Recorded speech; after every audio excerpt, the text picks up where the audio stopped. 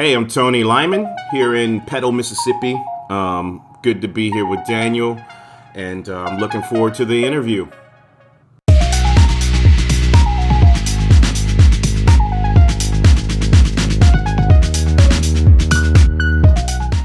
Welcome to Sketchbook Podcast, the discussion about creativity, preparation, and effort with artists, creators, and educators. As always, I'm your host, Daniel Montoya Jr. I'm here with Tony, who the listeners can't see is wearing a burnt orange Buc-ee's hat. Tony, what color was that hat when you bought it new? You know what? It actually is the original color. I have not worn this very much because I wanted to preserve the original Buc-ee's orange. Because I knew I was going to be on this podcast, and if I'm, even though they can't see me, if you go into the House of Texas, you got to come correct. So thank you for that. Texas forever, as we say. Now, the first time I met you, I was judging a show in Mississippi. I don't remember where the school was, and you came in to critique. And for those that don't remember your show last year, which was 2019, you had The Pier. Yeah, it was called Oceans Deep. Oceans Deep, and it was about a boy losing his father, if I remember correctly. And I remembered, I don't know if it was on the tape or whatever, but my father had recently passed away a year or so ago, and I remember telling you something about that in critique, and I think you had recently lost a family member as well. Right. Why do you want to make people cry with your indoor shows? Well, I know for us, and where I stand as an educator, if we're going to spend that much time and effort on something, I want to make it something that the kids can relate to and that we all can relate to. Because for us, we're fighting a good fight down in Mississippi. We don't have a lot of the resources that a lot of the groups in our classification have. All we have is good old-fashioned hard work and heart and the community coming together to make this thing. And I want to make those shows meaningful to all of us, that we can learn and grow through the content of it, not just here are the beats and here's the show, go do it, you go over there, you stand there and play this. I want at the end for them to have reached the end of some sort of journey that they had to participate in. And the content of that show was twofold. One of our cymbal players, if you remember that show, there was a moment where the guy on the pier threw a rock and it skipped across the cymbal line. She threw the cymbal up. The girl who threw the cymbal up at the end and caught it lost her brother about 3 or 4 years ago on a pier in Mississippi. Yeah. And so that was really difficult for her because she was a freshman in high school and her brother was everything to her. And it was very unexpected. And, we all rallied around her at that time to help her heal.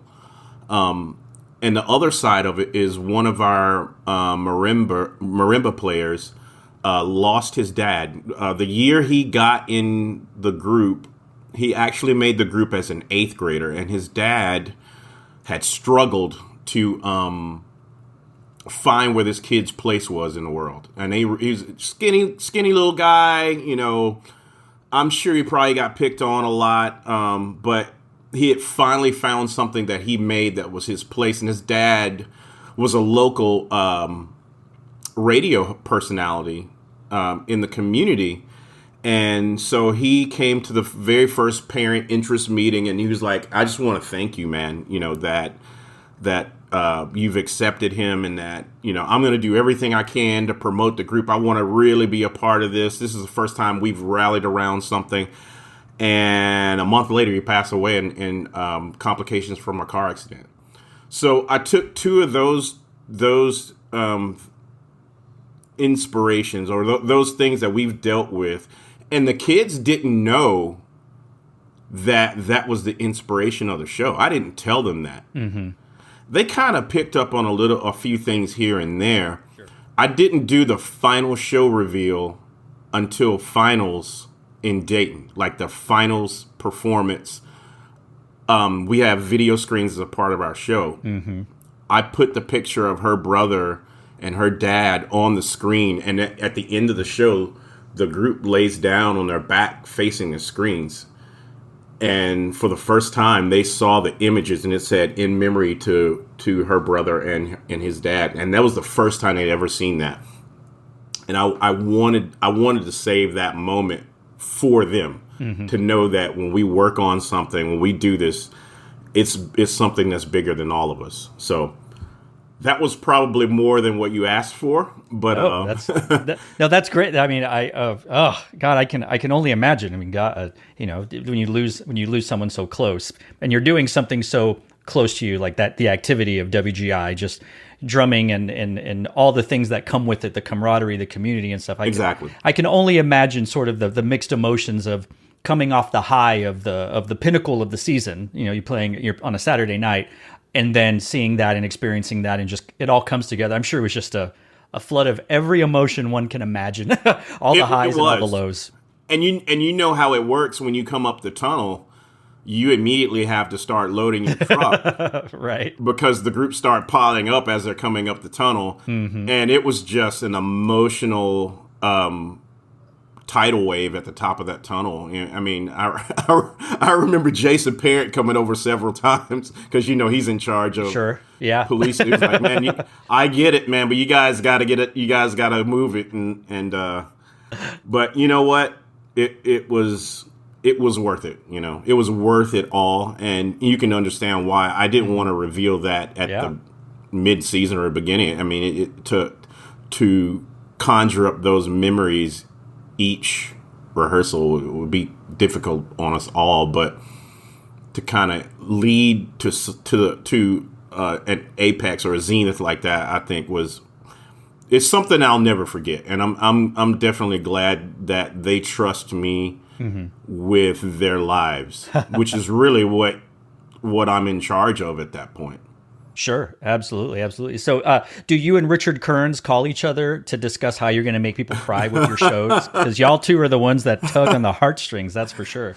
I just met Richard about 2 years ago when we went to the Burleson Centennial show, and we started chatting, and it was amazing how similar of people we are in our approach to everything, and how we're so connected. We're both dads. I'm a bit older than him, but he is somebody that I'm glad that I met.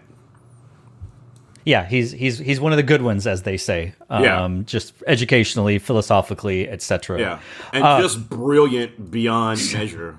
Yeah, it's not fair. Everywhere he goes, it's like, oh, here we go, another great show, another great line. So speaking of Richard Kearns, have you listened to this podcast before, Tony? I have. Oh, and I actually listened to the one with Richard Kearns. Oh, is that your favorite or least favorite? To be honest, I've only heard it once, and it was Richard Kearns. No. There was another one where it was actually a video where you had 4 people, and you were. Oh, the shoe? It was the shoe thing. It was like dads and their shoes. Kearns. And Richard was on that one, and I died laughing because I could totally see myself in the trappings of that. Oh, so do you golf too? Are you into the golf game? Well, I'll just put it this way. I keep score differently than other people in playing golf. The way I keep score is how many balls I still have at the end of the game, or how many I've used. I'm terrible at golf, and people who play with me get frustrated, and so I just have to. So the answer is no. I don't play golf. I'll leave it at that. Richard, when you're listening, make sure you reach out to Tony to teach him how to play golf, all those tricks. So you are an assistant director of bands at Petal High School in Petal, Mississippi. Well, kind of. Oh, okay. Sorry. I used to be about 5 years ago. Old bio. Pardon me then. Yeah. Well, it's a tricky situation because about 5 years ago, I just realized I was doing too much. Because I was trying to do things on the side. I was assistant band director. The indoor percussion was my baby. Doing stuff with the marching band, and trying to be involved with drum corps and all of that stuff. It was like I'm gonna die. So I'm actually I resigned my position as assistant band director, but I am the indoor percussion director, and I still do program coordinating with the marching band. Okay. And so the high school kids, not much has changed. Right. But I'm still doing all the stuff that they see me do. I don't teach middle school. I used to be middle school winds teacher. Oh wow. And beginning band teacher. That was I actually didn't teach percussion during the day. Oh, yeah, that's the dream, isn't it? Yeah. So I have a creative design business, and that's what I'm doing now. That's awesome. Okay, all right. Sorry, I don't know what website. It's one of your ambassador websites, one of your symboled drum company ones. So got you. Anyway, now you are in Mississippi. To my knowledge, there are no professional sports teams in Mississippi. But I'm curious if you enjoy professional sports, and if so, who are your favorite teams? All right. So I am a tragic band nerd in that I'm not a sports fan, and I feel like I let men down all across the world, and sometimes I've made up being a sports fan. I was like, man, did you see that so and so got traded to the Blues? I was like, yeah, man, what? I can't believe that. And then I had to go like Google who that person was. But from where I live, I'm about an hour and a half, depending on how fast I drive. Sure. From New Orleans, so I'm a Saints. I have to be a Saints fan, sure, or get excommunicated. So Gotcha. Saints is where I am. As far as NBA, I guess I have to say Pelicans because New Orleans. Sure, I'll allow it. I don't even know how hockey is played, so I only have one listener that watches hockey. So it doesn't. We don't have to really talk about hockey at all. So my buddy Steven Estudillo is a Ducks fan, so I just kind of vicariously root for them whenever he starts talking about it. So the Mighty Ducks of Anaheim. That's correct. It. All right. Well, there's only one wrong answer on this podcast, and it's if you're a Cowboys fan, which this is a Cowboys hating podcast. Is that really? God, I can't stand them, and I'm from here. I'm from Texas. I was an Oilers fan through and through, and it's like everyone that's not a Cowboys fan says there are no worse fans than Cowboys fans. So that's right. I put it on the record many times. And I've noticed that in my on the fringe observation that people love to hate the Cowboys. Like, yes, like people will stop doing dishes to hate on the Cowboys, and I don't know why that is. Yeah, I feel like it's this idea that the Cowboys, they were a great team in the 90s. But it's been 30 years since they were relevant, and they puff their chests up like, this is our year, man. This is going to be our year. And it's like, 8-8, you got your year again, right? And so, the Eagles have won a Super Bowl before them. The Kansas City Chiefs, like, it's just like, come on. So anyway, I think it's more of that laughable, be like, the other teams that aren't very good, their fans don't puff their chests up like they are. Like the Washington sports team, they haven't been relevant for a while, but you don't hear them. Well, they puff their chests about other stuff. So, but yeah, so good. I'm glad that you're not a Cowboys fan. That's the right answer. So we can continue the podcast, is what you're saying. Yes, absolutely. All right, cool. All right. Well, no, if you were a Cowboys fan, I'm not afraid, much like yourself, to talk to you face to face about why you're go like, let's talk about who hurt you. Why are you a Cowboys fan? So you mentioned your design business, but your biography, this is easy. You have a bachelor's in music ed from Southern Mississippi, which we don't need to talk about that because everyone knows what that is. But I want to know about your certification in 3D architectural rendering from the 3D Training Institute of New York. This could take a whole hour. I don't know, but what is it? What can you do with it? I want to know everything about what this whole world is to you.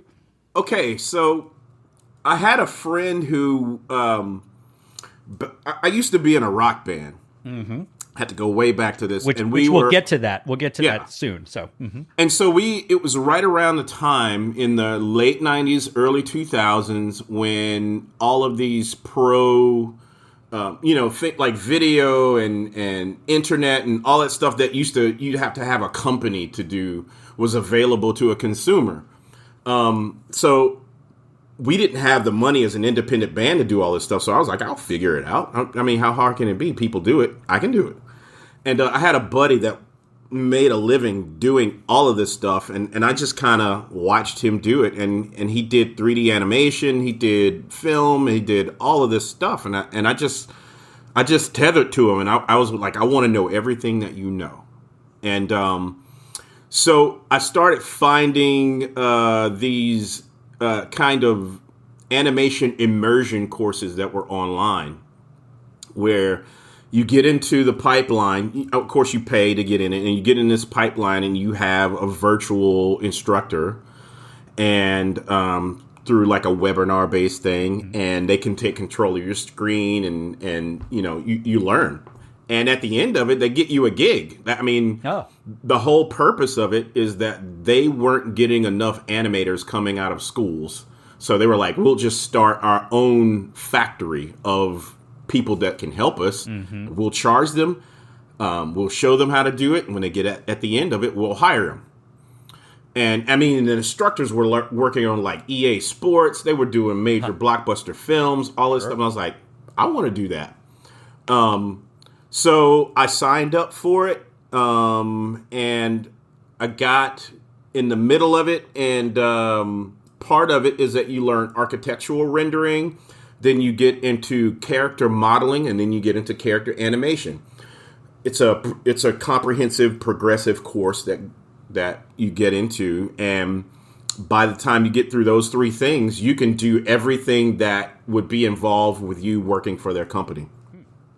So I went through the whole program, got the certification and everything, and at the time, I was gonna do architectural rendering. I was like, this is totally easy. When, an architect builds a building, I can just do this rendering for them. I send it off. I get paid. Why would I not do this? It's just like writing beats for a band show, except I don't have to babysit the band at the end of it. I just send it off and there you go. Yeah. So that was my experience with that. And then, now, keep in mind, I'm a band director during this time, and these courses happen every Saturday for 8 hours. Oh. You would do one 4-hour session, and there'd be a 30-minute break, and then you do another 4-hour session. And on Wednesday nights were the instruction part of it, okay. and then the Saturdays would be the actual doing what you learned on Wednesday. Mm-hmm. And I'm a band director during all of this. And my child had just been born. Yikes. This is 2008. It's a full load. It's full load. And so I get into all of this. And I also had just started the Petal Indoor Percussion group at the same time. All of this at the same time. Uh-huh. So I kind of put all of this stuff to the side with the architecture rendering and the 3D animation. And then I started, I discovered this technology of using video and integrating that with drumline. And then I was like, well, I do 3D animation. Why not add animation to an indoor drumliner show? And the first time I experimented with that was in 2011 with Petal's Epic show that we did. And that was our highest placement, doing 3D animation with an indoor drumline show with video technology. And that's kind of the story on my... And now I do it all the time. And that's kind of my creative design business. Is I do film and video, and I do compositing with animation and all that stuff. Wow. Okay. See, I'm always really, really interested in everything non-pageantry related, because we live in that world. So you hear like, oh, Michael Gaines has this degree, and like, you do this, and it's just, it's such a crazy world. It is. I'm glad to hear about. And so you've been doing that ever since you stopped being a band director. Now, is that your quote unquote? I don't want to say that's your full-time gig, but that's your main thing going on besides that the is designing? my main thing going on. I still do arranging and stuff for bands, and I do consulting and program directing. I did for about 4 years. I helped out with the set design at Pulse Percussion. Mm-hmm. If you remember the Brother year, the orphanage show, the door that they went through, and I designed that door, and it was actually made from wood from my childhood home that I sampled and did the graphic design for. That and when they did the box this year, the big creepy purple tree on the floor, I did that, and through the warped lens with the swirling world. Those are the things I was involved with Pulse, and then I got into sound design, which I was just already doing that with the shows that I would write. Right. And then people were like, "I'm a sound designer." I was like, "Separately?" And they were like, "Yeah, that's what I do." I was like, I didn't know that was a thing. And then in 2018, I got called up with Madison Scouts, and they were like, "We would like you to do sound design. Are you a sound designer?" I'm like, "I am now. I'm a sound designer. Let's roll with it." But I was, just fascinated that you could that was a gig. Throwing a bass drop on a sampler was now an occupation. And I was like, I'm all about it. Yeah, isn't it wild to think about, marching band or drum corps?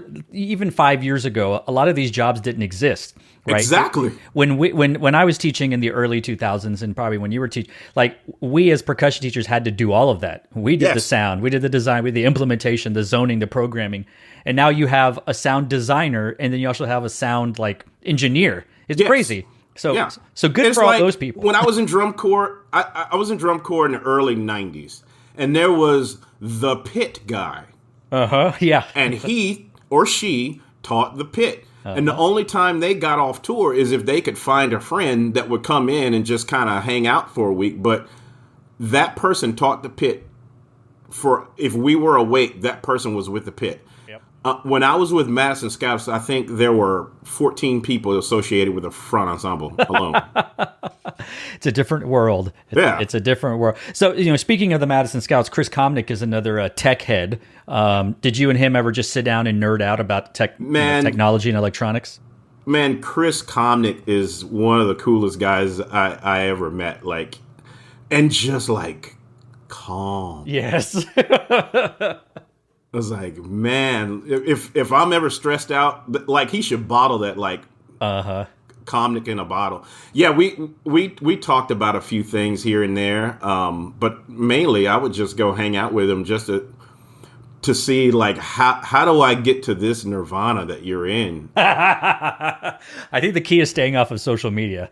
You may be right about that. Yeah, he's very chill. Even we've had discussions, not heated, but I'd ask him questions about Madison Scout stuff, and not bad, but just hey, this didn't work, and you would expect someone to get defensive and whatever, and he's just calm, and he's like, well, we decided, it's like, oh my God, that's incredible. Well, you mentioned drum corps, and you took place in 3 of the most storied years of any drum corps. Should have won at least 2 championships. The Star of Indiana in 1991, 92, 93. You were the timpani player, one of. Yes. Because famously, there were multiple timpani players. As well as splitting the pit, which absolutely at the time was considered probably are you crazy? It was death-defying and heresy to some people. Yeah, well, and I mean, Berlioz and Mahler have been writing for multiple timpani before. Yeah, it's not a big deal, but y'all are out there, you're doing this, you're both, you're the big Medea hit, y'all are full extension. It's just, what do you remember? Because this is a little bit of time ago, but you were in those years. I'm always curious. Let me ask you this: did y'all know what y'all were doing in terms of groundbreaking innovation, standard setting? People were going to love and hate you every time they saw you for the next however many years? From day one. I'm telling you, if you ask anybody that was involved in Star 93, we knew the moment we walked in the door for 93 that it was going to be something special, and that's why there was so much buy-in into it. And I remember Tom Hannum, I saw him at a clinic. I bumped into him. He was doing a clinic in Mississippi somewhere, and he was telling me about this upcoming season. Mm-hmm. And he was like, look, and this is my best Tom Hannum, we need to bring some people to hit some big friggin' drums. It's going to be wild. And so we get there, and I can remember that first ensemble rehearsal when we played Medea's Dance of Vengeance in a cafeteria at Star Hall. Like, you know how you're supposed to go, and you just stand there. Like, we started cheering and high-fiving at the end of that. It was terrible. It was wretched. Sure. But we knew at that moment that this was going to be something that no one had ever seen or heard before. Mm-hmm. And everyone bought into the thing and everybody was on board with it. There was no mutiny at all. And it was almost like the booing and all of that stuff and being rejected and all, and even the coming in second by a tenth of a point. It was all a part of the gig. Like, if we would have won, it would have probably diminished it. You know, we were just the rebels, and man, it was so much fun. I can remember every day on that tour like it was yesterday, and that's when I discovered that I had a eidetic memory when it comes to experiences. Because people called me the historian, because they'll literally like, hey man, do you remember what happened? I was like, oh yeah, we were doing this. We were at this high school and we ate shepherd's pie. I can remember everything about, especially the '93 season. That's incredible. So, did y'all expect to lose? No, we actually thought we had it bad for sure. Like, and we would come up on cadets, and we know that show was really good. Like, for what drum corps had been defined by at that time, that snapshot in the history of DCI, we knew it was at the highest level of being able to do that. Design, performance, we knew that. Yeah. But what we didn't know was how this oddball thing we were doing was going to match up to it. Sure. And so the excellence of it was definitely, we knew that the excellence of it was what was going to be able to make it palatable to the drum corps community. Mm-hmm. And we just subjected ourselves to being put through the ringer to do some pretty impossible things that show called for. Absolutely. And it's funny that people still argue to this day about, that, and the people who are pro cadets, they will fight to the death that the cadets deserve to win that year. And whatever that, but the way I like to think about it is, are people still doing a show like the cadets did in '93, or are they still doing a show the way that y'all did it in '93? And exactly, you can't go to a marching band show and not hear either of those, any of that barber music. I mean, that's just, It's become sort of cliche now that, I've arranged Medea like 20 times. It's just like, how do I do it any differently? And the body movement and the like everything about it, you still have it in contemporary marching band and drum corps. Exactly. And the cadet stuff, but and not to poo-poo him at all, but whenever you hear Holsinger on the field, it is a little bit dated. But you put Barber on the field, and it's so crazy that it's just like, yeah, man, he's the guy in band now at drum corps. And if you noticed, right after the '93 season came some dark years for DCI, and it felt like DCI was chasing that star show up into the 2000s, and it was just like I saw the Crossmen come out playing like School for Scandal, and I was like, what? Right. What is that? Like, I don't know what's happening to me right now. Exactly. And then right around the 2000s, it seemed like DCI figured out the next era of what it was going to be. It was like, okay, maybe it isn't this dark thing anymore. It turns out it wound up being Broadway, exactly. Well, you almost a blast kind of thing. Yeah. It almost took, to Vanguard in '99, again, doing Barber. And then it kind of, things changed with basically with the Cavaliers and Scott Coder and all that stuff. And then now we're here. So now you're a world traveler. You've traveled the world. I have. You live in the South. You've taught in the Pacific Northwest. You've taught everywhere. I want to ask you about food, and we're not going to talk about cooking yet, but I want to talk about other people's food. Okay. Do you have a favorite taco, whether it's breakfast, lunch, or dinner? And do you remember where that place would be? Honestly, the best Mexican food and taco that I've ever had. And you're gonna was So in help me. Little Rock, Arkansas. Oh, all right. I'll allow it. Okay. And there's this Mexican restaurant that has a pretty great live music venue called Juanita's. And I just recently found out that it shut down. But they had the best Mexican food I've ever had in the world. I was like, how in the world does this get to Little Rock, Arkansas? Yeah. But my favorite taco, I love street tacos. Oh, for sure. Al pastor, whatever you can fit on that little tortilla, I'm game for it.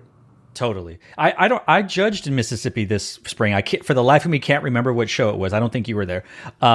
And they were selling the normal foods and concessions, but the band parents want a lady from like deep. They were making street tacos for all the parents, and I was like, why am I not eating this? So I made sure to like fill up on it. It was great, but we're in Mississippi, and it's like these are amazing street tacos, and I'm not in a Hispanic type state or whatever. So okay, Yeah. I don't know if you eat meat, but if you do or did, I do. Okay, good. Do you have a favorite burger?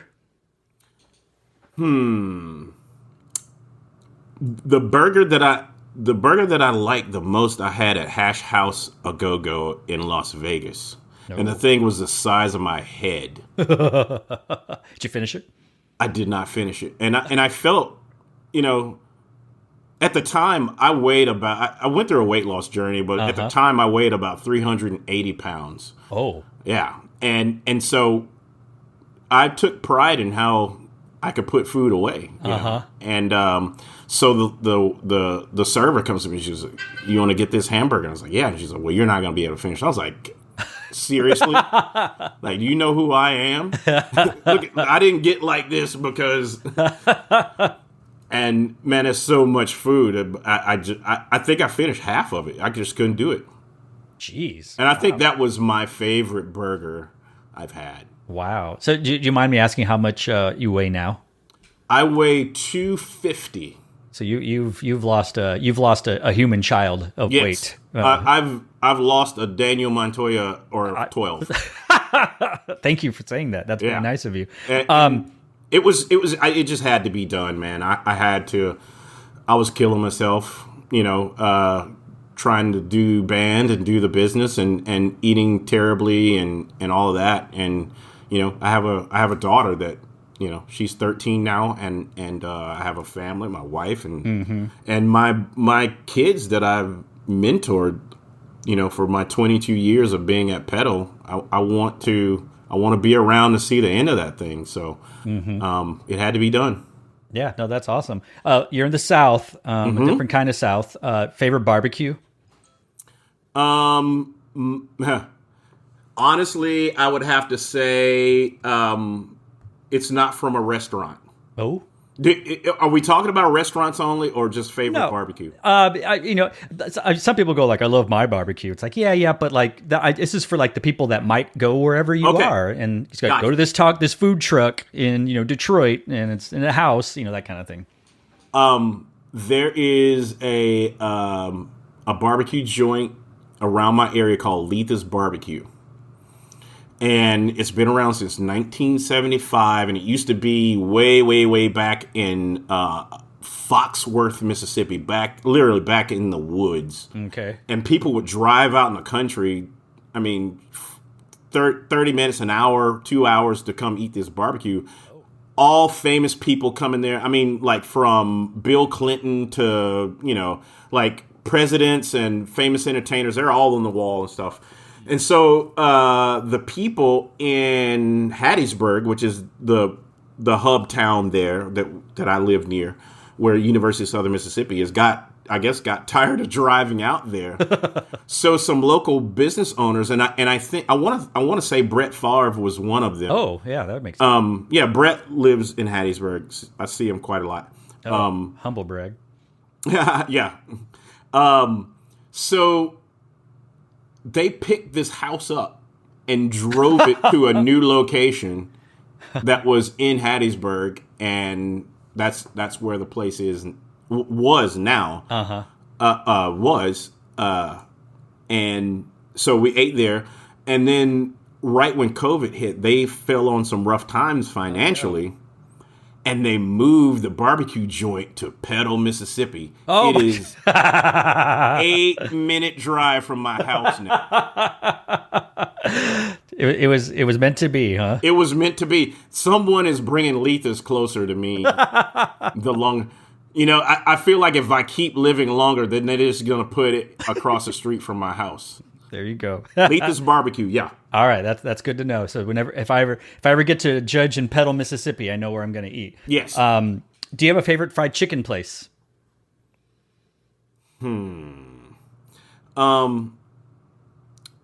It's got to be Popeyes, man. Like, there's no wrong answers except for churches. I mean, people can mess around with fried chicken all they want to. I mean, Emeril Lagasse and all these dudes, they can do whatever they want to, but at the end of the day, Popeyes is just doing it up. I mean, I can tell you, those 380 pounds, I bet you 80 of those pounds were strictly from Louisiana's favorite kitchen, Popeyes chicken, for sure. I'm right there. It's the spicy. I mean, come on, yeah. I don't even know what their non-spicy chicken tastes like. Why would you get that? Oh, no, I think they do that just to follow the health guidelines or something. I don't know. It's slightly healthier. They don't even need to be fooling around with that stuff. No. Do you have a favorite wing joint?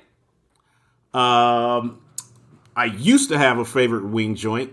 It used to be called BW3s, and there were 2 of them in the whole country. There was one in Bloomington, Indiana, where Star was. Right. And the original one was in Kent, Ohio. Mm-hmm. And we would go there after rehearsal, go to B-Dubs and toss back some wings, man, and it was great.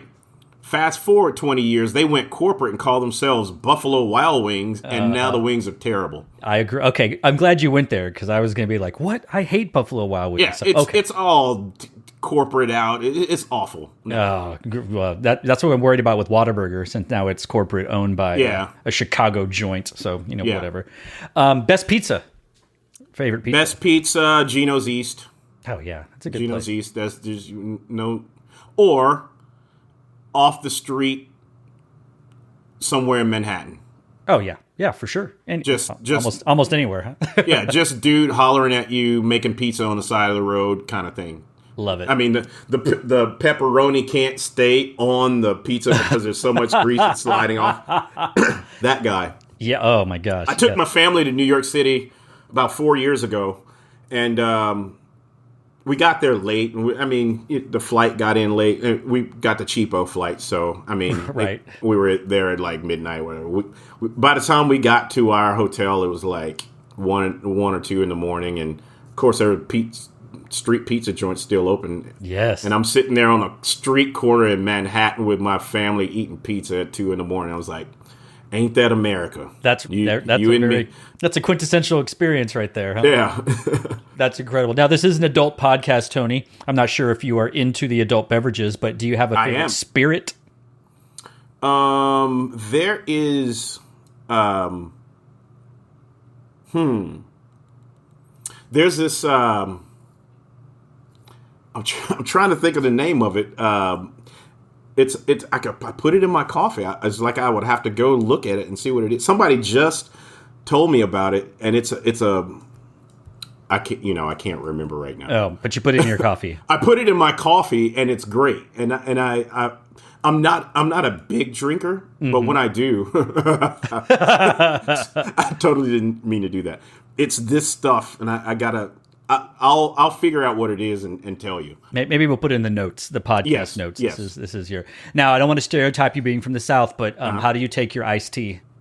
Oh, it's sweet tea. Like you should say sweet tea. There's no such iced tea. You put the ice in the sweet tea is what exactly. It is. Yeah. Yes. Okay. Just want to, but some people, you might be like, no, I don't do that. That's the only non-Southern thing about me or something. Yeah. I mean, we bullied McDonald's into serving sweet tea worldwide. So McDonald's and Sonic have the sweetest, sweet teas in the world, I think. And the way I judge sweet tea is like my grandma used to make. If you take a sip of it and one of your eyes doesn't involuntarily shut, then you need to put some more sugar in it. Put some more. Oh my god. Yeah, I hear you on that. And then, how do you take your coffee? Normally, not when you add a little something to it. Yeah.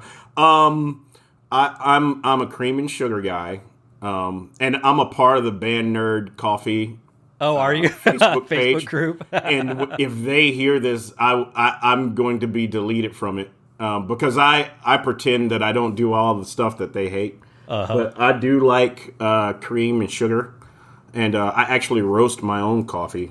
Oh, geez, another yeah. humble brag here. Oh yeah. Well, I hear you are a fine cook, from other people and probably self-appointed. But I'd like to know some of your favorite recipes that you like to make. You don't need to tell everyone how to make it, but what are some of your favorite things to cook? Or if someone goes, Tony, your life depends on me liking this dish, what are you going to cook for me?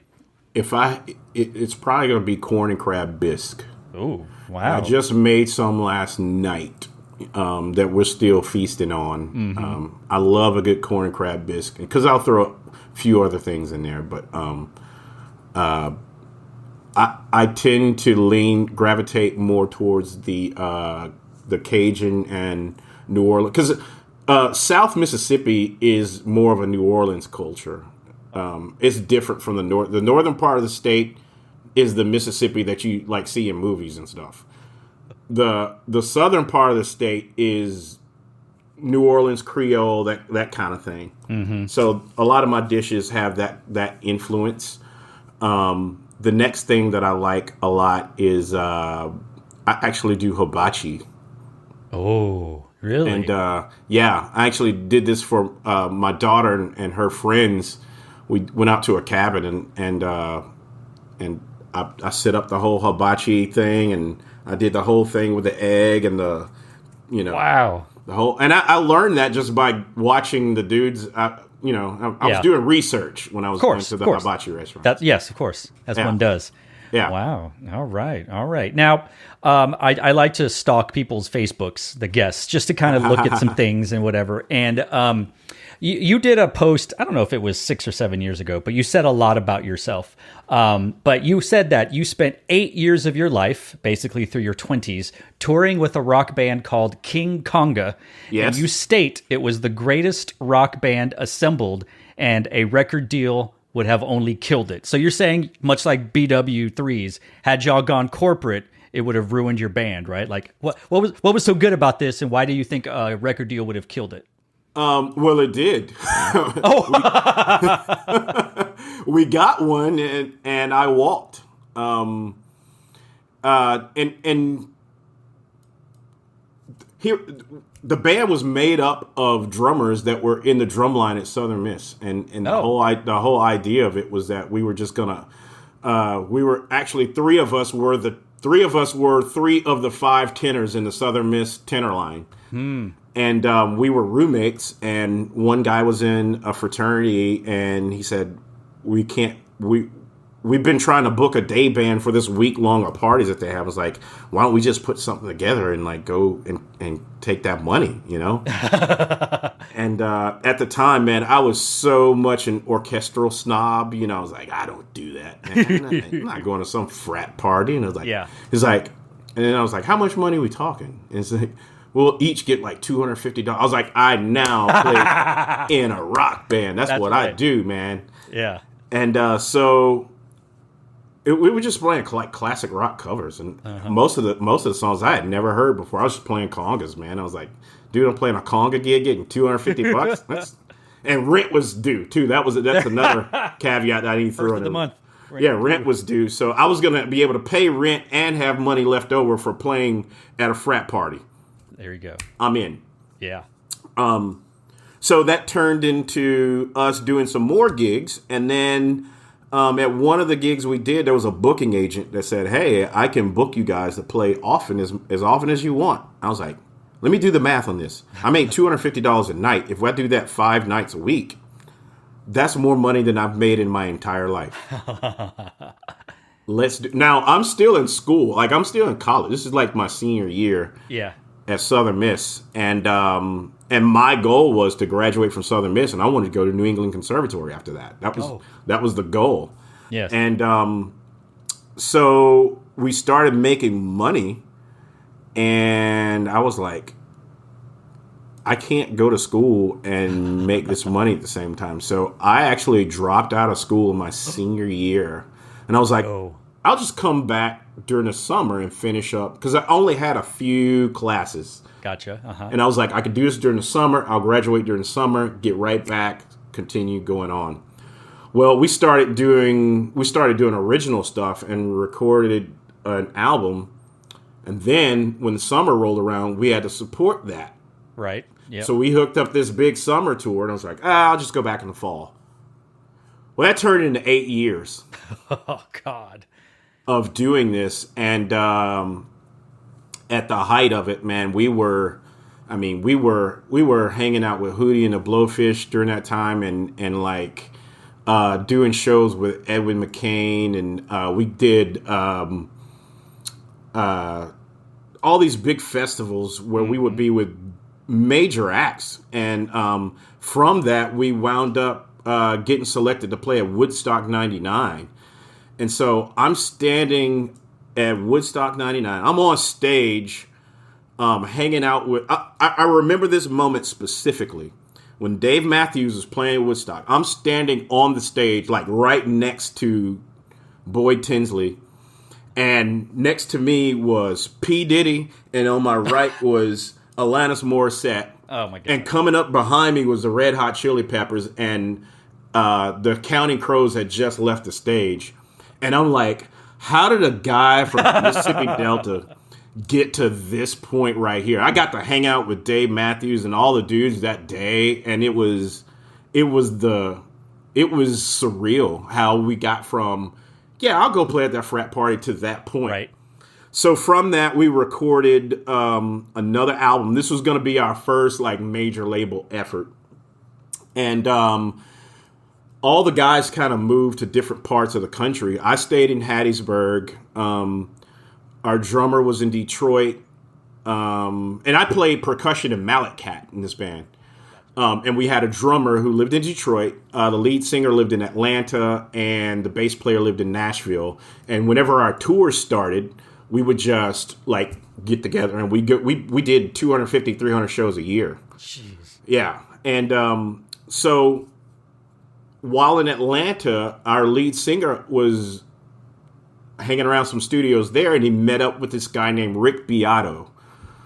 This is 2000, 2001. And you may know Rick Beato from his YouTube videos that he talks about like music and stuff. He now has a genius kid that can like, he plays all these chords, and the kid can like spell out all the notes of the chord. Oh. Anyways, Rick Beato, we get with this guy. And the reason why we liked him is that he was actually taught at Berkeley. He was a guitar professor at New England Conservatory. Oh, okay. But he was also a rock producer at the same time. And he spoke our language. You know, like we were these School of Music nerds doing pop music.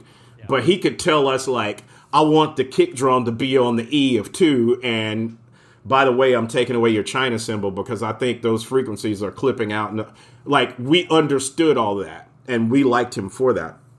So we do this album, and the title cut on it, Something Good, gets picked up by a few what they call radio quarterbacks, which these are people from radio stations.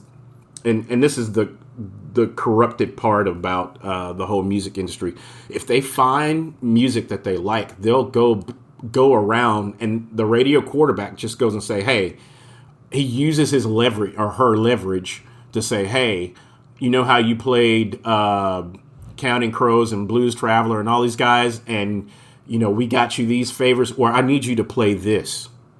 And they go, okay, we'll play this.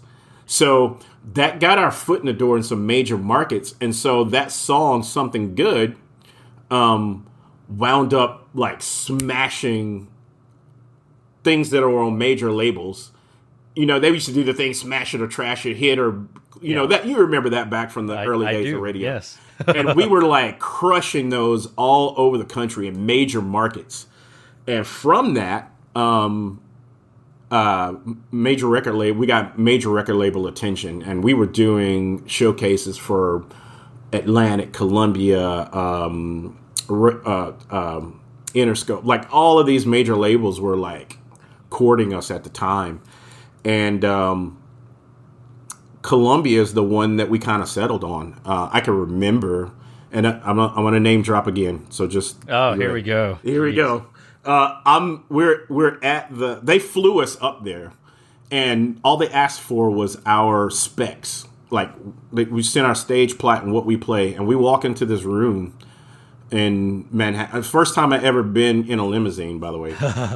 And we walk into this room, and all of our stuff is set up like as we play it.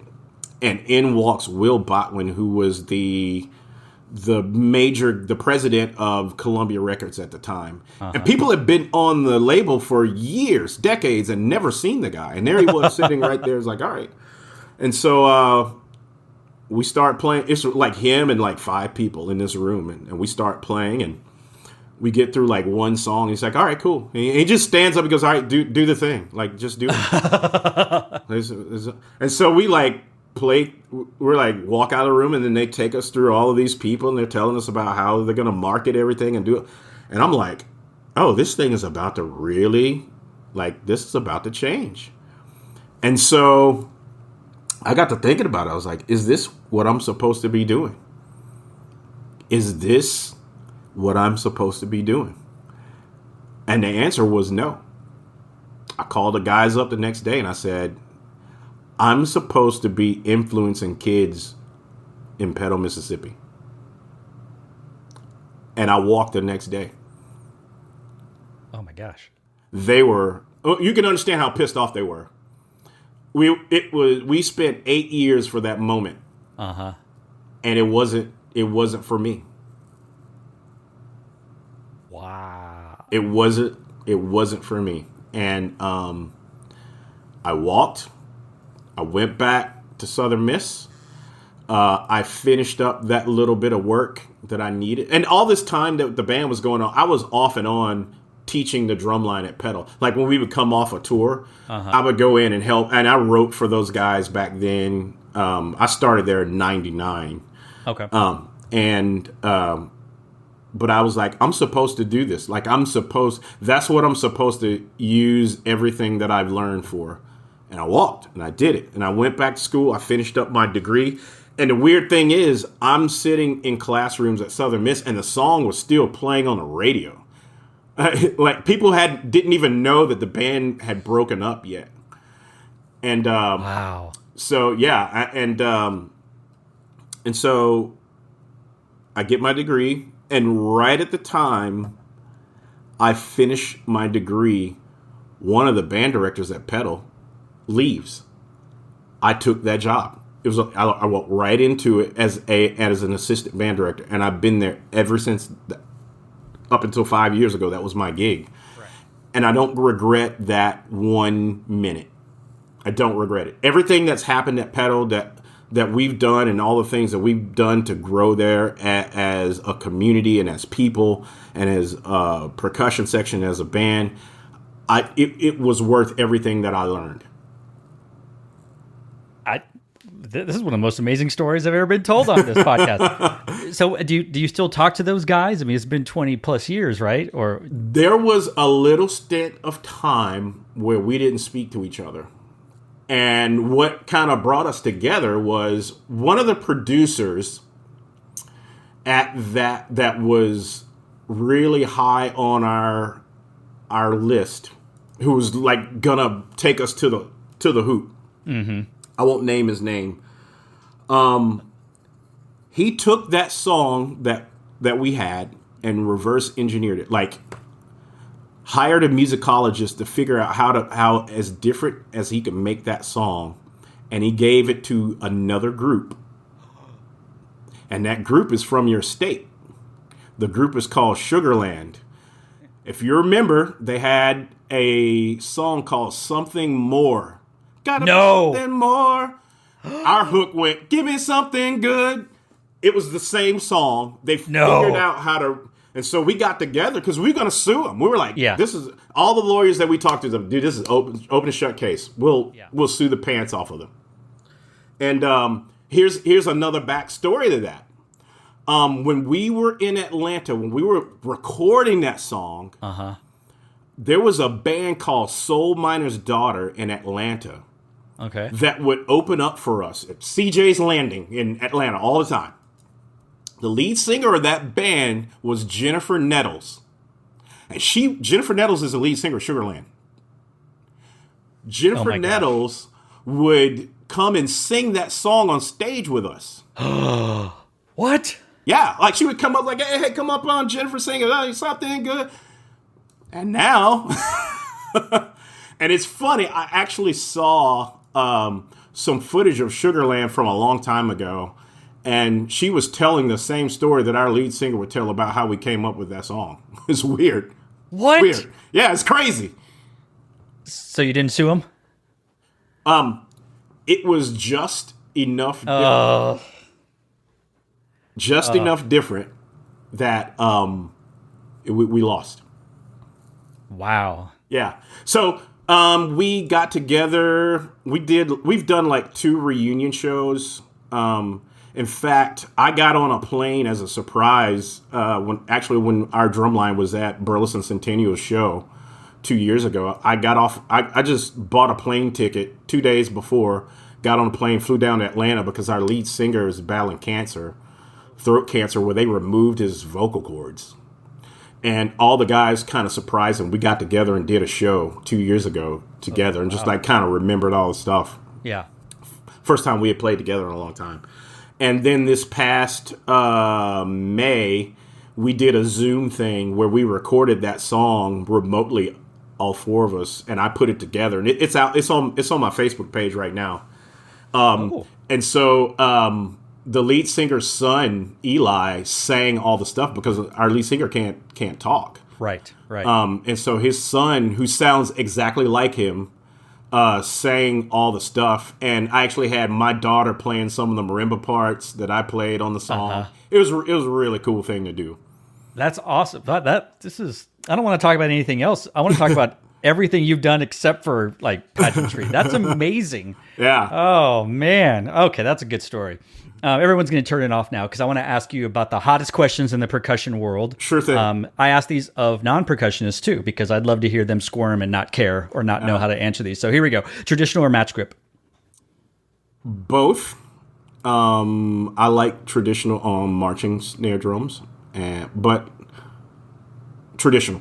All right, I like that. I'll just say traditional. All right. You're going to fail this one. Finale or Sibelius? Oh, Sibelius. Yeah, I like my programs that still exist. I can call it customer support.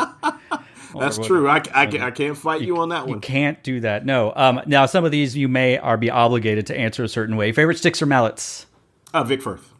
Okay, I will allow that answer. Favorite cymbals? Zildjian for sure. Oh, I agree. Yamaha, Pearl, or ... Funny thing is, it's actually coming out in a couple of weeks. I'm now going to be with Ludwig. Yeah. Oh my God, we just got an exclusive here. Wow. Are they going to give the Tony Lymon? Your name just screws me up. The Tony Lymon line? Are we going to get dude, you have to be important to do that. I don't know. You literally just told a story that's more important than like anybody who is in pageantry. Sorry. No, dude, I'm just a dude, man. I hooked up with a company through some stuff that I did with Con Selmer, and just started talking to the guys over there, and man, what they're doing and what they're seeking to do is something that I'm all about. And so word. All right, cool. Yeah. I've been hearing a lot about sort of what they're planning to do. Are the drums just too loud? Well, for me, they're never too loud. But what I've had to do is to figure out that people who aren't percussionists listen to music differently, and I have to listen through things through their lens. And yes, I guess if I'm being honest, the drums are too loud. My favorite answer is that people go, no, the band just needs to play it louder. I know Chris Romanowski will fight me on that. Yeah, he wants to turn the drums up like me. Well, there's nothing wrong with turning the drums up. I like if they're good drums. Are the electronics just too loud? Yeah, no. Not even bass drops? No. If grandma's teeth don't fall out of her mouth when you hit that bass drop in UD, then you have failed society. Well, yeah. I mean, if you're in Dayton, yes, we're all good here. Yeah, so, yeah. I want the plaques on the band room to fall down. All right. Thoughts on the dwindling state of cymbal lines in pageantry? I like a cymbal line. I just do. I mean, I'm just a fan of them for the visual game and just like, have you ever come in contact with a woke cymbal line? Like, dude, if they're if I'm sending someone in to fight a war, yes. I'm putting together all of the pageantry cymbal lines. I'm gonna go, all right, go that way. And we'll win whatever war we need to win, because those dudes and gals, man, yes, they ain't playing around. It's almost like they got to prove that they should be there. Like, right, yeah, the big old chip on their shoulder. Yeah, yeah. And I remember watching Vanguard cymbal line one time in a lot. It just standing there, just walked up to the lot, and one dude, I guess they tell them to pick a person, and I was this dude's person. And dude, I was like losing my bodily. I tried not to look at him, but it was like I was like I should probably look at him, but then it was like I wanted my mom at some point, you know. Yeah, when the Scouts brought back the cymbal line and they had auditions, you can tell who the cymbal players are. Yeah, and there'll be females that are like 5'3", 5'4", and they vibe you out, man. You're just like, and don't call one of those timbres the wrong thing. Right? Like, hey, I need you to do a sizzle suck, right? It's called a dragonfly, man. Like, it's like, okay. I was like, I'm very sorry. I'll go sit in the corner now. That's right. I don't mess with a cymbal line. I give them everything that they want, and we're just happier for it on the other end. Word. Now, I've gone through your Facebook likes, and this is always fun because people forget what they liked a long time ago sometimes. Man. So some of these, I just picked the ones that piqued my interest. Like, for example, you like Drum Corps Tycoon, which is a new video game that has come out. How many championships have you won so far, Tony? What I found out is that the Lymon cadets are terrible. They are terrible, and it's my fault. Evidently, I'm a terrible corps director, and you probably shouldn't fire your bus driver if he mouths off at you, is what I found out through Drum Corps Tycoon. Actually, Alex Lukens, I reached out to him when he was at the early stages of that, and I actually did some beta testing and stuff on that thing. But man, big shout out to Alex, dude. That guy is killing it with that app. He's doing a great job. I think the funniest thing is that Tim Snyder tweeted or posted about the fact that there's a thing about Tim Snyder in that game. Like, your brass caption head gets to fight. What do you do? Because we know who it's about. And Tim was here we go. Yeah, I think that was great. You like Jay Went Designs, huh? Yes. Yeah. What is it about Josh you like? I mean... I've never really met Josh other than online. But I think he's one of the bright talents out there. Like, what that guy brings to the table, and it just I'm a fan of people who have a way of doing things and are passionate about it, and just the things that I've seen from him and what he's doing, I'm just a big fan of it. So yeah. He's super smart and super talented, for sure. And he won my sneaker battle, and I'm mad about it. So. Now, here's a name, a blast from the past. You like JoJo. Now, do you remember JoJo? JoJo the singer? Yes. JoJo is amazing. Yeah. And the stuff that she did R&B wise was just next level. And she got mixed up with the wrong label and all that stuff, and they basically shelved her, right? And derailed her career. But there are people who can sing, and then there are vocalists, and I only put very few people in that vocal, especially in female end. Patti LaBelle, Whitney Houston, and I put JoJo in that category. Now, she's not as iconic and hasn't been around for a million. Aretha Franklin, Yep. Those are people who have command of their vocal skills to know, like, it's effortless and they can do almost anything with their vocal skills. Mm-hmm. And you can wake them up in the middle of the night and they can, and you know, that's why I like JoJo, because I think she's one of those talents. Wow. All right. We got a lot of nice takes on this podcast. This is amazing. You like Dorico, huh? Or is it Dorico? Yes. I have, when Daniel Spreadberry moved from Sibelius and the whole team went over, before it had a name, I used to be the guy bugging Daniel Spreadberry all the time on Sibelius. Like, I wanted to be in on every change that happened to Sibelius. And so when he went over, I was like, I want to be a part of whatever it is that you guys are doing over at Steinberg. And so I just kind of kept up with it. Me and Brian Harmson were kind of like poking the bear over with those guys. And so I'm going to be making the switch to Dorico. They just have a few things that they need, that they're going to upgrade to eventually, that are specific to my workflow before I make the switch. Because, you know, there's never a good time, because winter on top of fall on top of winter. Yep. You have like this 1-2 month transition where you can change up what you do. So yes, I will be switching to Dorico. I imagine a lot of people will. I'll try it out. I'll give it a try, but I've been using Finale since 1997, so I'm set in my ways, man. Finale. Yeah. Oh, geez. That's the Cowboys of percussion software. Did I twist a knife on there? No one has ever insulted me. That's the worst thing you could say. Daniel Montoya is the Cowboys of arrangers. Oh. No. I would never do that. No, but if somebody wants to get my goat, that's how they. Oh man, Tony, you just introduced an insult all my friends will now say to me. Speaking of things that irk me, you like Jacob Collier. Just because of his genius. I would agree with that. He is on another level. Yeah. 100%. I feel like he's the Mozart of our time. It's hard to disagree with that. He's insanely talented, for sure. Is he annoying and obnoxious? Of course. Okay, good. Just want to make sure we're on the same page. I mean, he lives in his own universe, and rightfully so. I mean, it's a good universe to live in. Sure.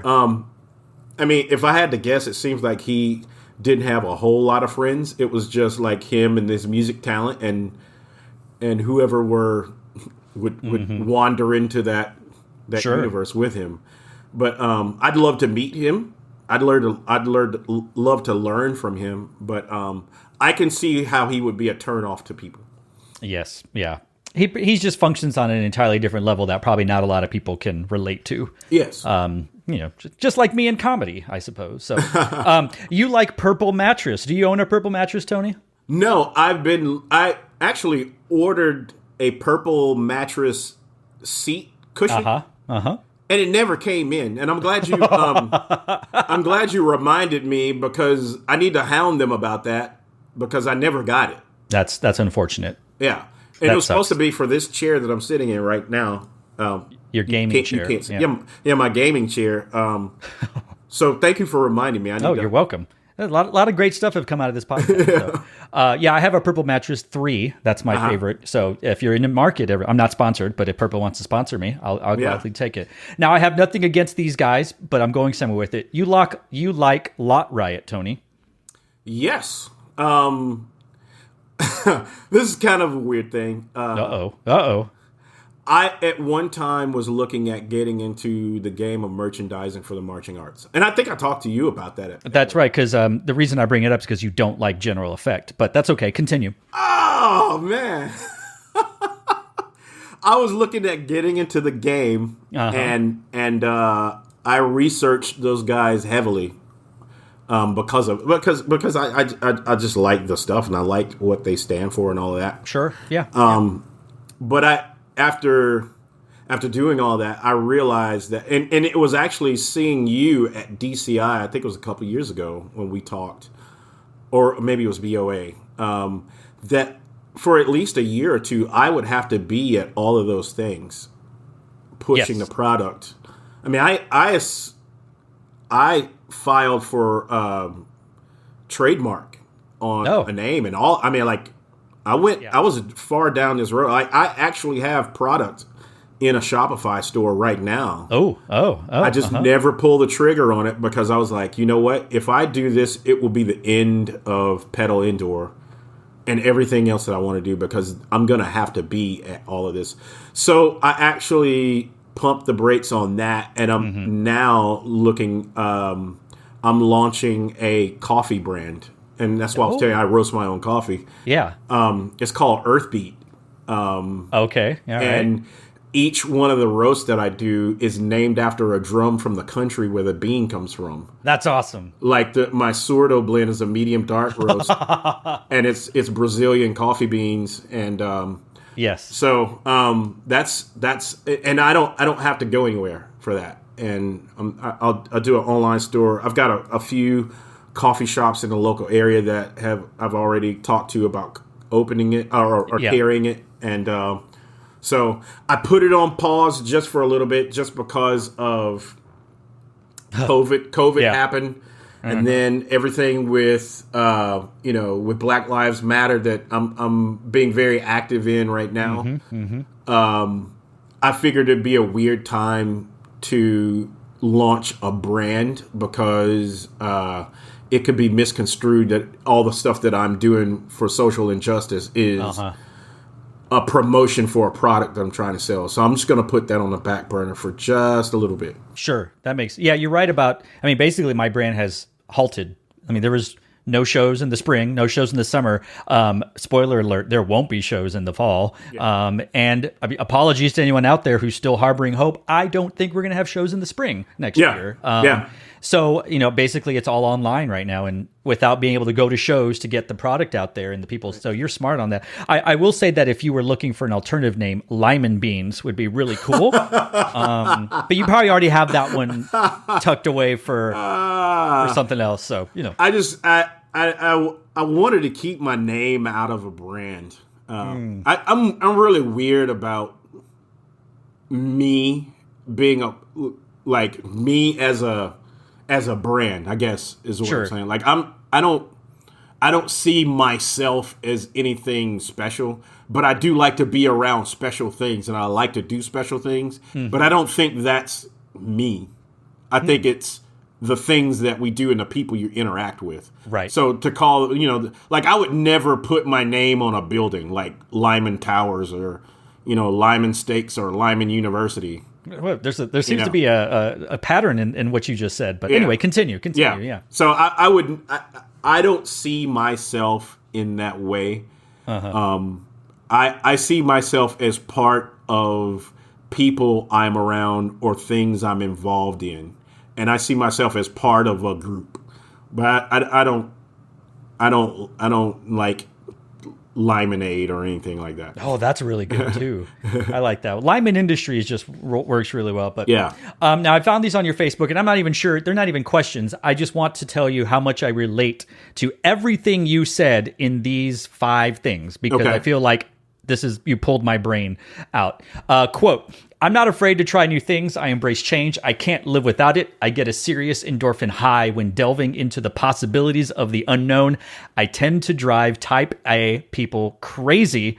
And I'm exactly like that, because all the programmers I work with, I'm like, I want to do this. And, they like 8 colors in their crayon box. And I'm like, there's like a box of 64. Let's, how many different shades of green can I play with? So I'm right there. This is perfect. I can't stand to not be able to do something. Please never say to me, "I can't seem to figure this out, Tony. Can you help me?" I will spend every waking moment working on that task until I can do it. It's almost to Rain Man proportions. Yes. Are you the kind of guy, if something goes wrong with your electronics, like you'll stay up for hours figuring it out? Yeah.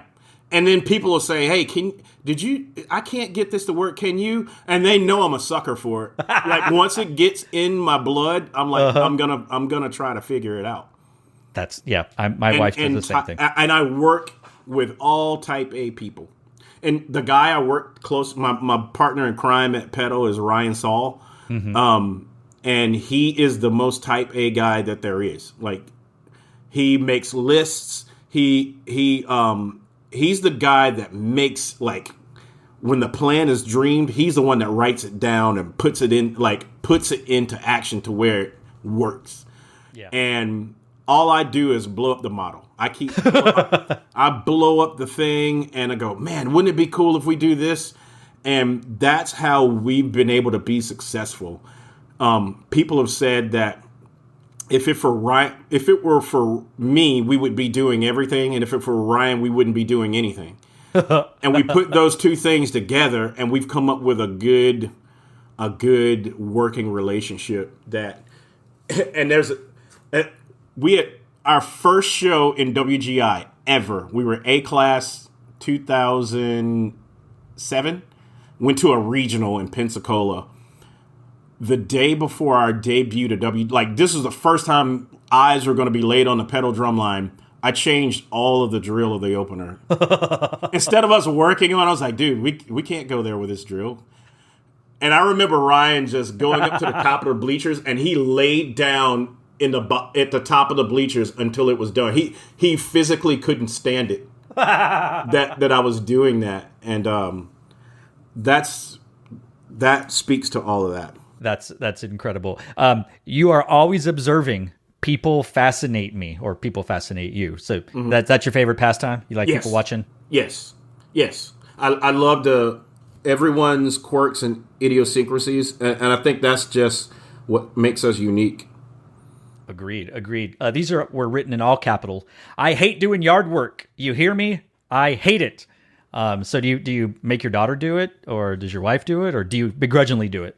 I pay for yard work. Yeah, same here. Like if it came down to me, if I'm starving and I have to buy food or the yard needs to be mowed, I will pay for that yard to get mowed. I'm not doing yard work. And I'm not trying to be bougie. I'm not trying to be like I work hard and I will work hard at everything, but when it comes to lawn care, I ain't doing it. Yeah, I'm right there. I hear you. And then finally, I sing the praises of Apple Computer like I work for Steve Jobs or something. I think I have unknowingly been implanted with some new Apple microchip that helps them cut down their advertising costs. So you're a big Apple fanboy, Tony? Yeah, from day one, man. Since the Apple IIe. Whew. Yeah. That's most of the people who are on this podcast or listening to this they're not even that old. No, they probably remember their blue iMac, or if even that. So do you have the iMac Pro, or do you have the toaster, or what do you got? What are you running? Are you running a Hackintosh? Because you liked a lot of Hackintosh pages on your. I'm running a pretty powerful hack. I'm doing this podcast on a pretty souped up Hackintosh. Did you and Brian get together and put it? Brian is the one that led me down that rabbit hole. Because he posted a picture of his and the specs, and I was like, dude, what are you running a space shuttle? What is this? And he was like, no, it's a Hackintosh. And it was the first time I had ever heard that word. And I was like, I have to, I immediately shaved my head and drank Kool-Aid. and that's when I liked all those Hackintosh pages. Yeah. I had one built a week later because that's all that I did. Yeah. I worked on I went on every YouTube page. And so I put it together, and I had this cool thing I had a water cooling system in there. Yeah. I had this green water flowing through in an open case where you can see through all the electron, and it's going through there. And it had a slight little whine to it, like, I was like, oh, that's no good. I can't deal with that sound. So I try to fix it, and I popped it, and all the water I had in there started gushing all over the computer. There was sparks and smoke and fire. Like, it blew the whole thing up. I called Amazon and told them what happened. The next morning, every single one of those parts was on my doorstep for free. And they were like, you can send us the old parts back or not. It doesn't matter. Wow. And I rebuilt it. Yeah. And I've been an Amazon fan since you probably saw I liked Amazon probably 100 times. Yeah. Yes. And that's okay. I like Amazon too. They're great. I think I understand everything. But yeah, no. All right. Now, I would like to know your thoughts on sparkling water, specifically Topo Chico. No. Are we about to end this podcast here, Tony? I just don't. It's Oh, come on. Man, I'm either gonna have water or I'm gonna have like a 7-Up or a Sprite. Like I don't want a mixture of the two, like Perrier and La Croix and all that stuff. No, man. All right, so it's not just Topo Chico; it's just sparkling water. It's just sparkling water. Okay. It's just no good. I will allow that. That will work. Now, for the folks listening to us at home and nowhere else, because they should be smart and are socially isolating, please describe in excruciating detail what shoes you are currently wearing. I have on the finest Walmart slippers that I got for Father's Day. Complete with worn over to one side because that's how I walk. Yeah. And they probably smell terrible because I don't have socks or anything, and that's what I'm wearing. And I know that's a complete disappointment because you literally have more shoes than I've owned in my life behind you. Yeah, it's Mont Shoemore. That's correct. Yeah. It's all right. It's uncertain times, as every email from everything we've ever bought has exactly. Stated. But I hope slippers become professional dress. I'm definitely gonna fight for that. Well, maybe if you knew someone who had a clothing brand, they could start to make designer professional slippers. I don't know. I know a dude. You know a dude. Yeah, it's called Lot Riot because you like them on Facebook. Oh, man. All right. So I asked you earlier before we talked if I could talk about some things with you, and you said yes. So you had mentioned earlier about Black Lives Matter and the movement and supporting it, your social justice causes, and anyone who's Facebook friends with you knows about a number of topics that have been very near and dear to you. And so I'd like to talk about 3 of them. But the most recent one is a few days ago, there were some posts made in regards to Black Lives Matter by Robert Taylor, president, owner, I'm not sure the exact role, of Marching Apparel. And in this, they call it quote unquote cancel culture. Everyone's quick to, as they say, just admonish and just attack people. And you did something that I don't know anybody who ever has done this. You actually reached out to him and had a conversation about this. And those who follow you, this is not different for you because, and we'll talk about this, you reached out to the mayor of Petal when he said some certain things. So, we don't need to go into specifics about the conversation you had with Robert Taylor. I'm just curious. I guess the question would be like, what made you decide that you were going to reach out to him and have probably a very civil conversation about this when everyone just quickly just goes, we've discontinued our services with him and that's the end. You did something different. You reached out and talked to him. Well, there's something very disturbing that I feel like is seeping into the psyche of America, and it's a very polarizing notion that you're either all for one thing or you're all for another thing, and there's nothing in the middle of that. And we can get into a debate of why that is and what led us to this, but we're here now.